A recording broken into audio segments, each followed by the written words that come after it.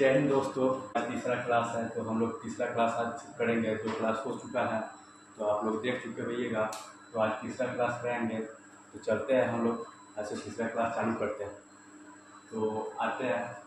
आज हम लोगों को पढ़ना है भारत का भौतिकी स्वरूप। भारत के भौतिकी स्वरूप के बीच जो जो चीज़ आता है सब चीज़ हम लोग पढ़ेंगे। तो इसमें हम लोग देखते हैं देश के कुल क्षेत्रफल के 10.7% भाग पर उच्च पर्वत श्रेणियाँ हैं जिनकी ऊंचाई समुद्र तल से 2135 मीटर या उससे अधिक है। 305 मीटर से 2135 मीटर की ऊंचाई वाली पहाड़ियों 18.6% है भूभाग पर है। 43% भूभाग पर विस्तृत मैदान स्थित है। ये सब मिला के तीनों मिला के आपको 72.7% के आसपास 3% के आसपास आएगा। और बच गया कितना 27.7%, उस पर पठार स्थित है। ठीक है, तो हम लोग देखते हैं इसमें कहाँ पर कौन से भाग में कितना परसेंट स्थित है। देखिए, देश के कुल क्षेत्रफल के 10.7% भाग पर उच्च पर्वत श्रेणियाँ स्थित है। मानी सबसे ऊंचा वाला पर्वत श्रेणी 10.7% भाग पर स्थित है। इसकी ऊंचाई कितनी हो जाती है तो 2135 मीटर से ऊपर या उससे अधिक हो जाती है। ठीक है, और 305 मीटर से लेके 2135 मीटर की ऊंचाई वाली पहाड़ियाँ स्थित है। पहाड़ियाँ कितने परसेंट भाग पे है तो 18.6% भाग पे है। इसकी ऊंचाई कितनी हो जाती है 305 मीटर से लेके 2135 मीटर तक। और 43% भूभाग पर विस्तृत मैदान जिसपे हम लोग खेती करते हैं या चारागाह सब होता है, वो कितना परसेंट पर है 43% भाग पे स्थित है, जो मैदानी भाग स्थित है। और बच गया 27.7%, उसमें पठारी भाग स्थित है। ठीक है, तो आप लोग समझ कर आइएगा। इसके आगे चलते हैं। देखिए, भौतिकी रचना तथा धरातल के स्वरूप के अनुसार भारत को 5 भागों में बांटा गया है। भौतिकी रचना धरातल के स्वरूप के हिसाब से भारत को 5 भागों में बांटा गया है। कौन कौन भाग है हम लोग पढ़ते हैं। देखिए, पहला उत्तरी पर्वतीय मैदान, दूसरा विशाल मैदान, तीसरा प्रायद्वीपीय पठार, चौथा मरुस्थलीय प्रदेश और पांचवा समुद्रीय मैदान, समुद्र तटीय मैदान। ठीक है, हम लोग देखते हैं इसको मैप के हिसाब से तो पांचों भाग कहाँ कहाँ स्थित है। तो हम लोग चलते हैं मैप पर। देखिए, पहला पर हम लोग देखे है उत्तरी पर्वतीय मैदान। तो देखिए जो कलर यह है ना, पूरा उत्तरी पर्वतीय मैदान के यहाँ से यहाँ तक विस्तृत है। दूसरा विशाल मैदान, ये हरा वाला दिख रहा है जो आपको विशाल मैदान के भाग स्थित है। इस सब में पूरा विशाल मैदान हो गया। ये जो पीला वाला आपको दिख रहा है मरुस्थलीय मैदान हो गया, मरुस्थलीय प्रदेश हो गया। ये प्रायद्वीपीय पठार का भाग है। इतना जो दिख रहा है इस पूरा प्रायद्वीपीय पठार का भाग हो गया। ये समुद्रीय तट वाला है जो हम लोग पांचों देखे थे। उस पांचों में पहला उत्तरी पर्वतीय मैदान इधर आ जाता है, विशाल मैदान जो आता है वो इधर आ जाता है, इस साइड में आ जाता है। मरुस्थलीय भाग जो आ जाता है राजस्थान, गुजरात, हरियाणा इस सब में आ जाता है। प्रायद्वीपीय पठार आ जाता है दक्षिण भारत के साइड में। और समुद्र तटीय मैदान जो समुद्र के तट पे आ जाता है। ठीक है, तो हम लोग देख चुके हैं, आप लोग समझ गए रहिएगा कौन भाग कहाँ पे आता है। ठीक है, अब हम लोग चलते हैं फिर से अपना विषय पर। देखिए, तो ये पांचों भाग देख लिया आप लोग। उत्तरी पर्वतीय मैदान कहाँ पे था, विशाल मैदान कहाँ पे था, प्रायद्वीपीय पठार कहाँ पे था, मरुस्थलीय प्रदेश कहाँ पे था, समुद्र तटीय मैदान कहाँ पे था। उसके बाद हम लोग देखते हैं भूवैज्ञानिक के अनुसार हिमालय का निर्माण भूसनती सिद्धांत के अनुसार 33 सागर की उथली भूमि पर हुई थी। मानिए कि जो वैज्ञानिक लोग थे उनके अनुसार हिमालय का निर्माण भूसनती सिद्धांत के अनुसार 33 सागर के उथले भूमि पर हुआ था। वैज्ञानिक के अनुसार हिमालय का निर्माण कैसे हुआ था तो 33 सागर का उथला भूमि से हुआ था। ठीक है, इसके आगे हम लोग देखते हैं। भूसनती सिद्धांत सबसे पहले अमेरिकी भूवैज्ञानिक जेम्स हॉल और जेम्स डी डाना ने प्रस्तुत किया था। भूसनती विज्ञान किसने सबसे पहले प्रस्तुत किया था तो जेम्स हॉल अमेरिका के थे और जेम्स डी डाना ने किया था। ठीक है, दोनों अमेरिका के थे। बाद में जर्मन भूवैज्ञानिक लियोपोल्ड कोबर ने इस सिद्धांत को विस्तार से समझाया। बाद में इसको किसने विस्तार से समझाया तो लियोपोल्ड कोबर। ठीक है, भूसनती और एक पुरानी अवधारणा है और आधुनिक भूविज्ञान में प्लेट टेक्टोनिक्स ने उसकी जगह ले ली है। भूसनती विज्ञान पुराना अवधारणा हो गया, अब जो है ना प्लेट टेक्टोनिक के उसकी जगह ले ली। मानी कि प्लेट टेक्टोनिक के विस्तार होने से हिमालय का विस्तार हुआ है। ठीक, इसके आगे देखते हैं। हैरी हेंस के प्लेट विवर्तनी का सिद्धांत के अनुसार हिमालय का निर्माण भारतीय प्लेट एवं यूरेशियन प्लेट के टकराव का परिणाम स्वरूप है।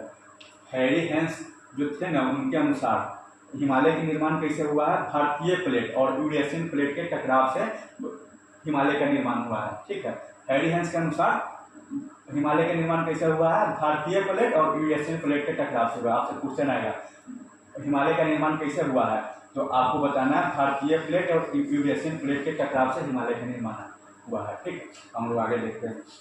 हिमालय की पर्वत श्रेणियां प्रायद्वीपीय पठार की ओर उत्तल एवं तिब्बत की ओर अवतल हो गई है। जैसे हम बताया गया है, जो तिब्बत साइड में अवतल हुआ है। ठीक है, ऐसे अवतल का बनता है, तो तिब्बत साइड में हिमालय का विस्तार अवतल में हो गया है और इधर इस साइड में उत्तर की तरफ हो गया है। ठीक है, प्रायद्वीपीय पठार के साइड में उत्तर की तरफ, उत्तर ऐसे आ जाता है, अवतल ऐसे आ जाता है। तो तिब्बत ऊपर में हो गया, तो तिब्बत के साइड में अवतल चला गया है, प्रायद्वीपीय पठार में उत्तर की तरफ हो गया है। ठीक है, इसके बाद देखते हैं। उत्तर के पर्वतीय क्षेत्र को 4 प्रमुख समांतर पर्वत श्रेणी क्षेत्र में बांटा जा सकता है। उत्तर के पर्वतीय क्षेत्र को 4 प्रमुख समांतर श्रेणी में बांटा जाता है। तो हम लोग देखते हैं बारी बारी से, चारों बढ़िया से देखते हैं। ठीक, इसके हम लोग आगे देखते हैं। पहला कौन हो गया, ट्रांस हिमालय क्षेत्र। ट्रांस हिमालय क्षेत्र के अंतर्गत देखिए 4 को बताया गया, उसमें पहला आता है ट्रांस हिमालय क्षेत्र। ट्रांस हिमालय क्षेत्र के अंतर्गत काराकोरम, लद्दाख, जास्कर आदि पर्वत श्रेणियां आती है। आपसे क्वेश्चन आएगा, तो ट्रांस हिमालय के अंतर्गत कौन सी श्रेणी आती है, तो आपको बताना होगा काराकोरम, लद्दाख और जास्कर पर्वत श्रेणी आती है। ठीक है, ट्रांस हिमालय की सबसे ऊंची चोटी क्या है, तो आपको बताना है केटू या गॉडविन आस्टीन। इसकी ऊंचाई कितनी है, तो 8611 मीटर। आपसे क्वेश्चन आएगा, तो काराकोरम, लद्दाख, जास्कर ये सब किस हिमालय के क्षेत्र अंतर्गत आते हैं, तो आपको बताना है ट्रांस हिमालय के अंतर्गत। ट्रांस हिमालय के या भारत की सबसे ऊंची चोटी कौन है, तो आपको बताना है केटू या गॉडविन आइस्टीन, जिसका ऊंचाई कितना है, तो 8611 मीटर। आपसे क्वेश्चन आएगा केटू या गॉडविन आइस्टीन का ऊंचाई कितना है, तो आपको बताना है 8611 मीटर। या पूछेगा भारत की सबसे ऊंची चोटी का ऊंचाई कितना है, तो आपको बताना है 8611 मीटर। ठीक है, इसके बाद हम लोग देखते हैं काराकोरम। काराकोरम की सर्वोच्च चोटी है, जो भारत की सबसे ऊंची चोटी है। मानी जो केटू या गॉडविन आइस्टीन है ना, वो काराकोरम में पड़ता है, और काराकोरम की सर्वोच्च चोटी केटू या गॉडविन आइस्टीन है, जो भारत की सर्वोच्च चोटी है। केटू या गॉडविन आइस्टीन भारत का भी सर्वोच्च चोटी है। ठीक है, इसके आगे हम लोग देखते हैं। काराकोरम तथा लद्दाख के बीच नुब्रा घाटी है, जो बगानों विक्टोरियन ऊंटों तथा अपने मठों के लिए प्रसिद्ध है।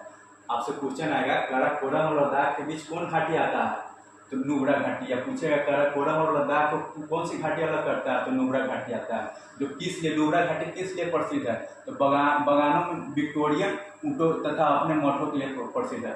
आपसे क्वेश्चन आएगा नुब्रा घाटी कहाँ स्थित है, तो काराकोरम और लद्दाख के बीच में स्थित है। नुब्रा घाटी किस लिए प्रसिद्ध है, तो विक्टोरियन ऊंट एवं मठों के लिए प्रसिद्ध है। ठीक है, आगे देखते हैं। कश्मीर हिमालय करेबा के लिए प्रसिद्ध है, जहाँ जाफरान की खेती की जाती है। करेबा चिकनी मिट्टी और दूसरे पदार्थों का हिमोद पर मोती परत के रूप में जमाव है। आपको क्वेश्चन आएगा कश्मीर हिमालय करेबा के लिए प्रसिद्ध है। पूछेगा कश्मीर हिमालय किस लिए प्रसिद्ध है, तो करेबा के लिए प्रसिद्ध है।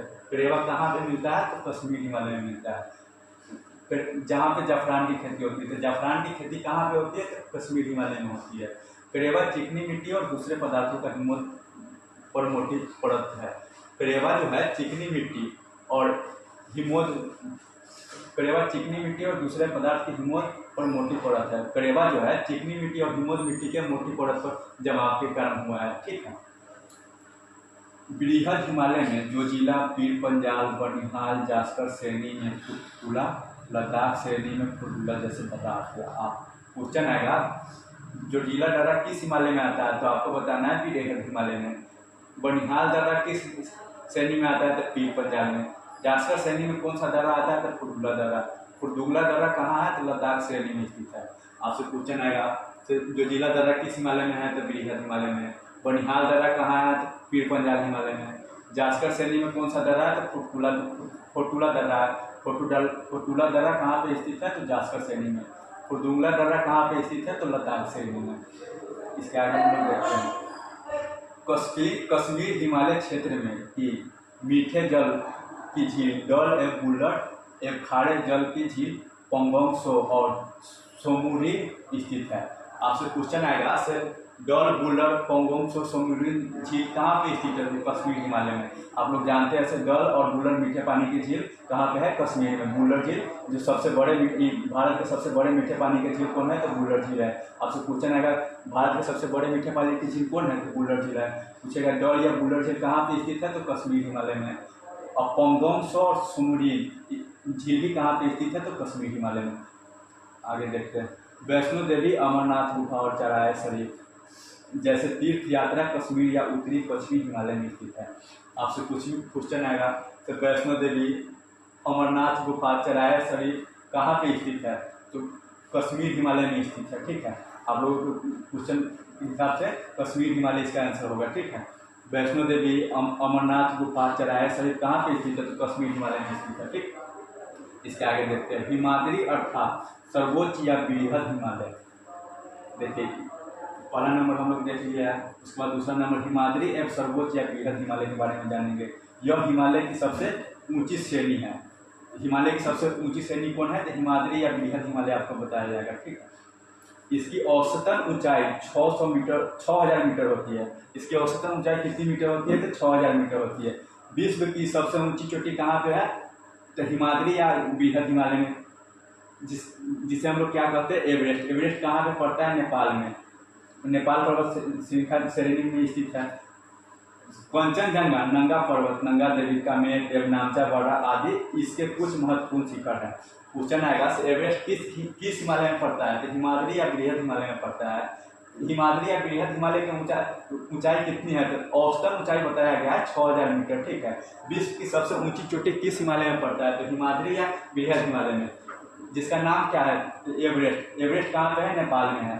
ठीक है, इसका ऊंचाई कितना? 8848 पॉइंट समथिंग में है। ठीक, तो आपको बताना है एवरेस्ट की ऊंचाई कितनी है? तो 8848 पॉइंट आ जाएगा। देखिए आपसे क्वेश्चन आएगा कंचनजंगा, नंगा पर्वत, कामेट, नंदा देवी, नामचा बड़ा आदि इस कुछ महत्वपूर्ण शिखर हिमाद्री और बृहद हिमालय के बीच में आते हैं। हम लोग मैप से समझते हैं कौन पर्वत कहाँ पे स्थित है। हाँ, ये देखिए, ये हो गया बृहद हिमालय की सर्वोच्च चोटी, मान बृहद हिमालय आ गया।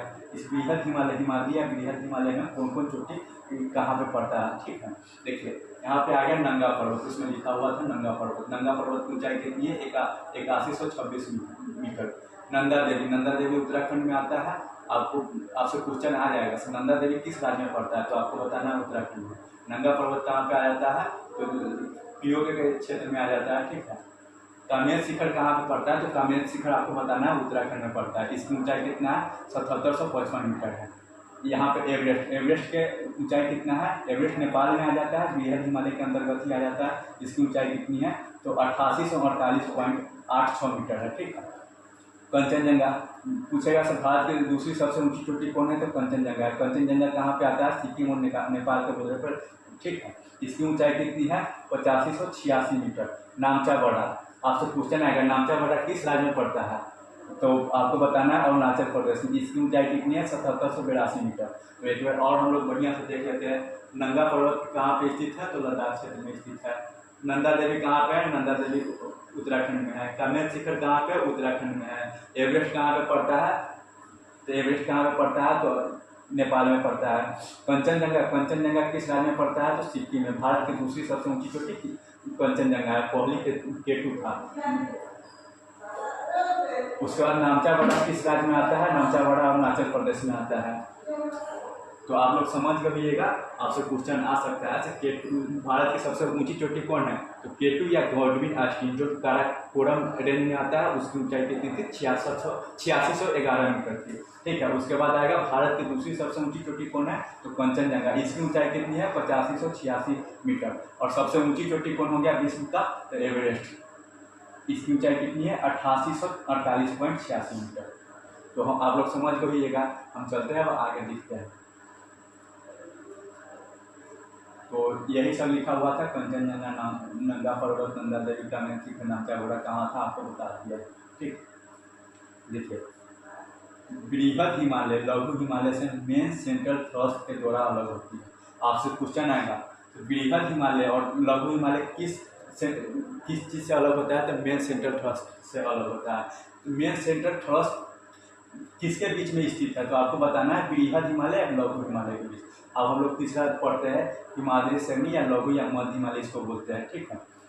इसके बाद हम देखते हैं इस श्रेणी में पीर पंजाल, धौलाघाट, मंसूरी, नागटिवा एवं महाभारत श्रेणी है। बृहद व लघु हिमालय के मध्य कश्मीर घाटी, लाहौल स्पीति, कुल्लू, कांगड़ा घाटी मिलती है।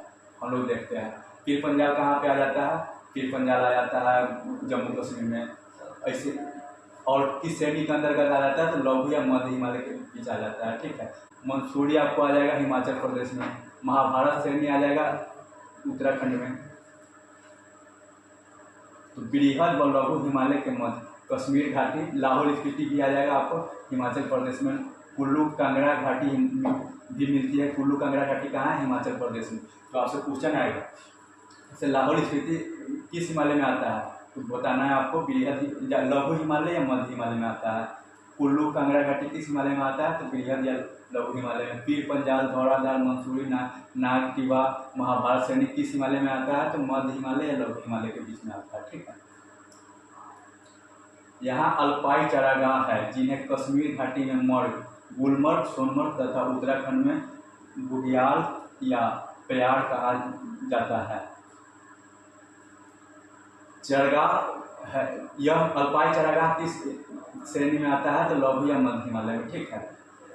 जिसे कश्मीर घाटी में, कश्मीर में क्या कहते हैं, इसे मर्ग मानी कि गुलमर्ग या सोनमर्ग, जिसमें आप जानते हैं गुलमर्ग सोनमर्ग कश्मीर में स्थित है, इसी मर्ग के नाम से जाना जाता है, ठीक है। और उत्तराखंड में बुग्याल या प्यार कहा जाता है, बुग्याल या प्यार उत्तराखंड में कहा जाता है। ये सब मध्य हिमालय या लघु हिमालय के बीच में स्थित है, ठीक है। शिमला, कुल्लू, मनाली, मंसूरी, दार्जिलिंग आदि लघु हिमालय के बीच में स्थित है। शिमला, कुल्लू, मनाली, मंसूरी, दार्जिलिंग सब मध्य या लघु हिमालय के बीच में स्थित है, ठीक है। बृहद हिमालय की घाटियों में गोटिया प्रजाति के खानाबदोश लोग रहते हैं। बृहद हिमालय के पूछेगा आपसे, बृहद हिमालय की घाटियों में कौन प्रजाति पाया जाता है, तो आपको बताना है गोटिया प्रजाति पाया जाता है। ये क्या है, खानाबदोश लोग रहते हैं जो ग्रीष्म ऋतु में ऊपर बुग्याल में चले जाते हैं और शरद ऋतु में नीचे घाटियों में लौट आते हैं। देखिए गोटिया जनजाति रहता है ना बृहद हिमालय में, ये गर्मी के समय में ऊपर चले जाते हैं और फिर ठंडी के समय में नीचे चले आते हैं, ठीक है। प्रसिद्ध फूलों की घाटी इसी पर्वत क्षेत्र में स्थित है। प्रसिद्ध फूलों की घाटी लघु हिमालय या मध्य हिमालय में ही आता है। आपसे क्वेश्चन आएगा फूलों की घाटी किस हिमालय में आता है, तो आपको बताना है लघु या मध्य हिमालय में आता है। किस राज्य में पड़ता है फूलों की घाटी, तो उत्तराखंड में पड़ता है। गंगोत्री, यमुनोत्री, केदारनाथ, बद्रीनाथ और हेमकुंड सभी साहिब इसी इलाके में स्थित है। आपसे क्वेश्चन आएगा गंगोत्री, यमुनोत्री, केदारनाथ, बद्रीनाथ, हेमकुंड कहाँ पे स्थित है, किस हिमालय में स्थित है, तो मध्य या लघु हिमालय में स्थित है। ये गंगोत्री, यमुनोत्री, केदारनाथ, बद्रीनाथ, हेमकुंड ये सब कहाँ कौन राज्य में पड़ता है, तो उत्तराखंड में पड़ता है, ठीक है। तो हम लोग यहाँ तक समझ गए और आगे अब देखते हैं। दार्जिलिंग एवं सिक्किम हिमालय क्षेत्र में तेज बहाव वाली तीस्ता नदी बहती है। दार्जिलिंग एवं सिक्किम, आपको पता होगा सिक्किम से तीस्ता नदी बहती है और कंचनजंगा जैसी ऊंची चोटी और गहरी खाइयाँ पाई जाती है। दार्जिलिंग और सिक्किम हिमालय में कंचनजंगा जैसी ऊंची चोटी और गहरी खाई पाई जाती है, ठीक है। इन पर्वत के ऊंचे शिखरों पर लेप्चा जनजाति रहती है। लेप्चा जनजाति कहाँ पर रहती है, तो सिक्किम हिमालय के क्षेत्र में रहती है। आपसे पूछेगा क्वेश्चन लेप्चा जनजाति किस राज्य में पाया जाता है, तो सिक्किम में, ठीक है। यहाँ की प्राकृतिक दशाओं जैसे मध्य ढाल, गहरी व जीवाश्म युक्त मिट्टी, संपूर्ण वर्षा का होना और मंद शीत ऋतु होने के कारण अंग्रेजों ने यहाँ चाय बागान लगाया था। आपको पता होगा दार्जिलिंग में चाय बागान लगाया गया था, अंग्रेजों ने लगाया था। किस लिए लगाया गया था, मध्य ढाल, गहरी व जीवाश्म युक्त मिट्टी मिलती है, वर्षा भी बढ़िया हो जाता है, संपूर्ण वर्षा 200 मीटर से ऊपर वहाँ पर होता है। इसी की वजह से वहाँ पर अंग्रेजों ने चाय का बागान लगाया था, ठीक। तो आगे देखते हैं। लघु हिमालय शिवालिक हिमालय से मेन बाउंड्री फॉल्ट के द्वारा अलग होता है। मेन बाउंड्री खोल के द्वारा कौन कौन हिमालय अलग होता है, लघु हिमालय और शिवालिक हिमालय सबसे नीचे आता है। तो क्वेश्चन आएगा लघु हिमालय और शिवालय हिमालय के बीच कौन बाउंड्री पड़ता है, तो मेन बाउंड्री खोल पड़ता है। ठीक है, अब हम लोग देखते हैं शिवालिक हिमालय। रहने दीजिए, आज यहीं तक रहने देते हैं और इसके बाद कल से शिवालिक हिमालय देखेंगे। तो आज हम लोग यहीं तक रहने देते हैं, थोड़ा काम पड़ गया इमरजेंसी में तो हम लोगों को जाना पड़ेगा। तो इसके आगे हम लोग कल पढ़ लेंगे। चलते हैं, जय हिंद।